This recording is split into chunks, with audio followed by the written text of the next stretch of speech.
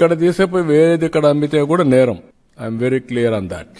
కాబట్టి ప్రతి ఒక్క వినియోగదారు ఎవరైతే అమ్ముతాడో అమ్మే వ్యక్తి దీన్ని స్వాప్ చేసుకుంటాడు. ముందు స్వాప్ చేస్తే ఆ షాప్ నుంచి అది అమ్మేసినట్లు లెక్క. ఎవరైతే కొంటాడో అతను కొన్న తర్వాత ఒకసారి స్వాప్ చేసుకొని ఏ బ్యాచ్ లో వచ్చింది ఆ డీటెయిల్స్ చూసుకునే అవకాశం వస్తుంది. ఆ డీటెయిల్స్ చూపిస్తాం మీకు. అప్పుడు ఇంకా డౌట్ లేదు. పలాని రోజున మ్యానుఫ్యాక్చరింగ్ టైం కూడా ఉంటుంది దాంట్లో. మ్యానుఫ్యాక్చరింగ్ డే, టైం, బ్యాచ్, అదే మరి ఏ మ్యానుఫ్యాక్చరర్, ఏ ప్లేస్ లో మ్యానుఫ్యాక్చర్ చేశారు, ఎవ్రీథింగ్ ఉంటుంది.